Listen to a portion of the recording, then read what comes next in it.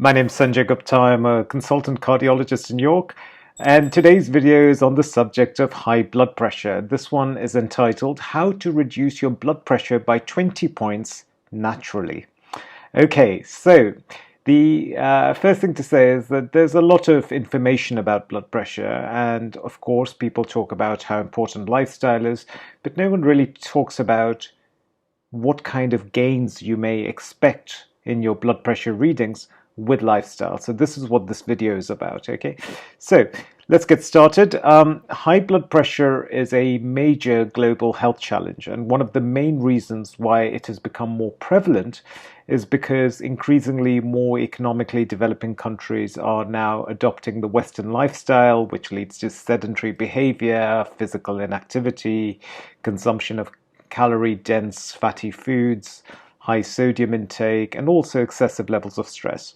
It is also well recognized that excessively elevated blood pressure numbers can be associated with harm to the body at a microscopic level initially, and then over a course of many years, that damage can start manifesting as strokes, heart attacks, kidney failure. And therefore, there's great emphasis by healthcare bodies around the world to reduce high blood pressure numbers through lifestyle and medication. One of the things I have learned over my career in medicine is that whenever we are dealing with elevated numbers and the likelihood of possible harm, we should not always assume that it is the number that is doing the harm. It is also possible that the number may be a symptom of a more generalized underlying process, and that is also doing the harm. So in some ways, the number is a symptom of this thing which is actually doing the harm. If the number itself is responsible for the harm, then surely it makes sense to aggressively reduce the number. If the number is a symptom of an underlying process, then making the number look nicer may detract from looking for the underlying problem, which may then continue to cause damage despite the numbers looking better. Let me give you an example, just a very basic example of this. If you get regular migraine, then taking a painkiller daily would take away your pains.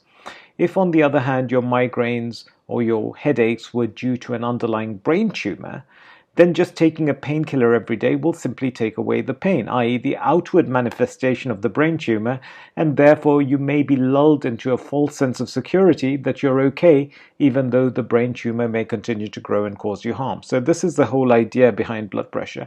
I think in most cases of high blood pressure, I think the numbers are often a symptom of an unhappy body and mind. And yes, indeed, if the numbers are left unchecked, then the number itself can also do additional harm.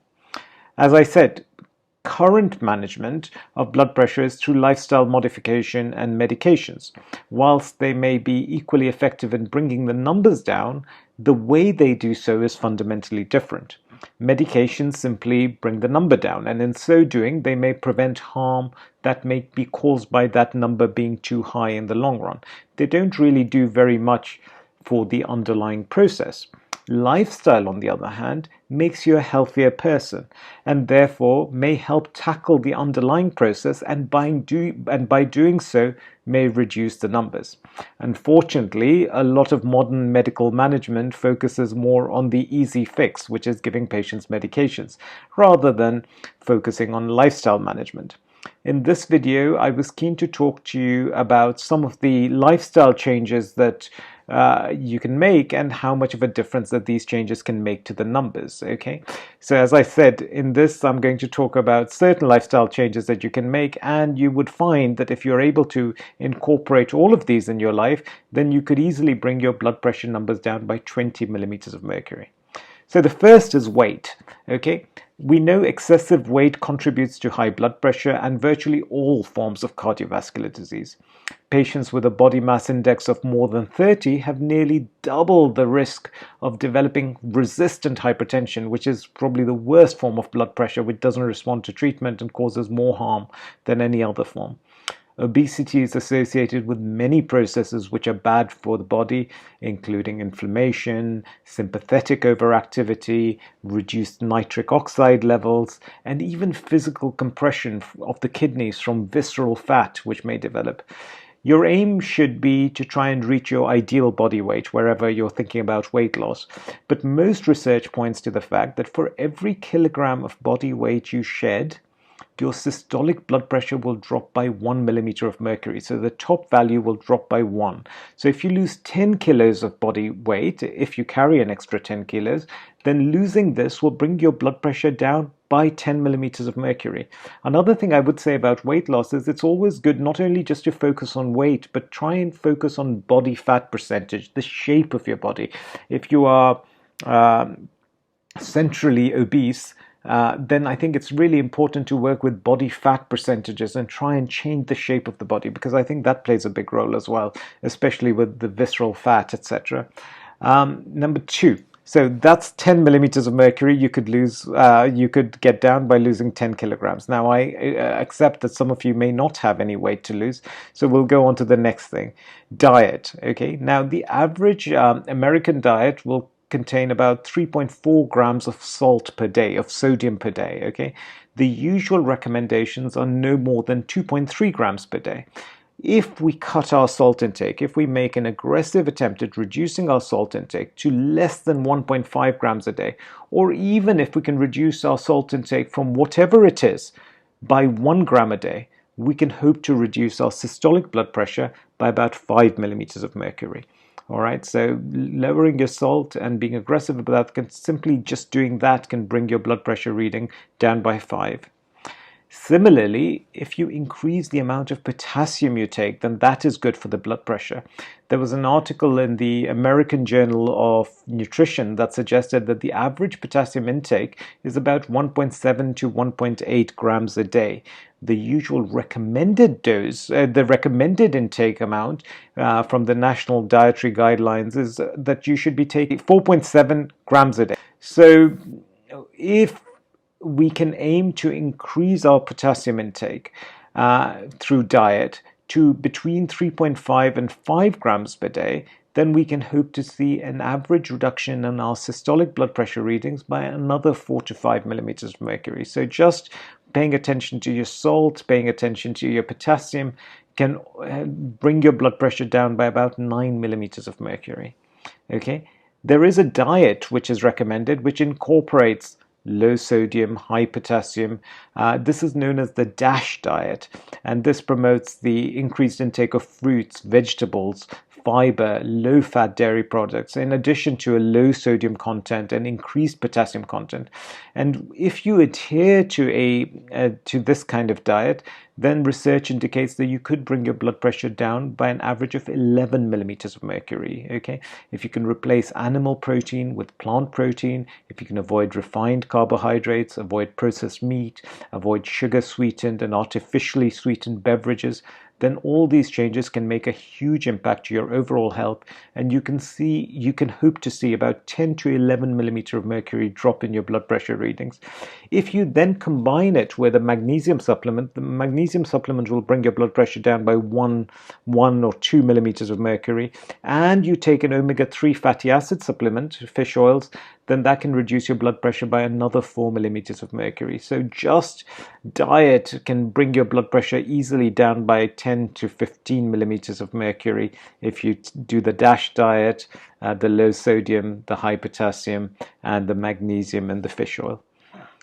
Another thing about diet is alcohol. In individuals who drink regularly, reducing the amount of alcohol you take to maybe no more than 1 drink a day can reduce the blood pressure by an average of 4 millimeters of mercury. So already just by targeting diet, you can bring your blood pressure down by 15 or even more millimeters of mercury, which is a huge drop. If you think most medications don't achieve that kind of drop, so incredibly useful to know about diet and how beneficial it can be for high blood pressure. The next thing to talk about is exercise. Now, physical activity and exercise, to my mind, are perhaps one of the best therapies in existence for virtually all forms of chronic disease. Exercise is one of the most potent anti-inflammatory agents in all of medicine. Exercise is also a very meditative experience and therefore stress relieving in that sense. Despite, it is also very safe. Exercise is also very safe. Despite this, 50% of all adults in the USA do not meet minimal physical activity recommendations. It is generally a good idea to exercise, but when you start doing exercise, it's a good idea to start at a lower intensity, such as slow walking, and then try and build up to recommended levels, even though exercise is generally safe. But it's always good to do things gradually if you can. The current recommendations is that you should aim for a cumulative amount of 150 minutes of moderate aerobic exercise per week. What do I mean by moderate aerobic exercise? Brisk walking at 2.4 to 4 miles per hour, biking 5 to 9 miles per hour, ballroom dancing, recreational swimming, yoga, etc. So that 150 minutes of that over the whole week is a good amount of exercise to do for your blood pressure. You could do vigorous exercise, and you probably only need to do 75 minutes per week of intense exercise to have really good effects on your blood pressure numbers. By intense exercise, I mean jogging, running, biking at more than 10 miles per hour, swimming laps, playing tennis, singles tennis, that kind of thing. It doesn't matter whether you do these exercises in very frequent short duration sessions or whether you do them in longer duration sessions. It is the cumulative amount of exercise that you do in a week that matters. If you increase the amount of exercise, you do benefit more, but the incremental benefit gets less and less. And so what I'm trying to say is doing some is so much better than doing none, and doing more is a little bit better than doing some. So the more you can do, the better it is, but at least do some. And that in itself can be extremely effective at lowering the blood pressure. Most people would say that if you do aerobic exercise, you're looking to bring your blood pressure down by about 4 to 5 millimeters of mercury. Okay, it's also worth just talking about the different forms of exercise. There's the dynamic aerobic exercise, which is the regular and purposeful movement of large muscle groups in moderate or vigorous physical activity, such as cycling, running, dancing. We've already spoken to you about that. If you do that regularly, you try and get 150 minutes per week of that, then you would reduce your blood pressure by about 3-4 millimeters of mercury, something like that. There is another form of exercise, which is dynamic resistance exercise. This is where exercise is characterized by effort against an opposing force, such as weightlifting. And this is less well studied than aerobic dynamic exercise. But what we know about resistance training is it is not harmful in high blood pressure, and it could reduce your average blood pressure measurements by another 2.7 millimeters of mercury average. Finally, there is isometric resistance exercise, which is characterized by the sustained contraction of muscles with no change in the length of the muscle or in the angle of the joint. So examples of that are like the plank or sitting against a wall without a chair. And this is a form of exercise which has not really been very well studied at all so far. But what we do know is it is not harmful in patients who have high blood pressure, and it is probably beneficial. So whatever your form of exercise is, or whatever your preferred form is, the important thing is to get out there and do some exercise. So you can see that just combining diet, weight loss, and exercise can easily bring your blood pressure down by 20 millimeters mercury. You would ordinarily need maybe 2 different medications to try and achieve that kind of result. So this is well worth doing. Right, so I hope you found this useful. There are other things, by the way, that can also reduce blood pressure: stress management, sleep, and I'll do a video on those in the near future.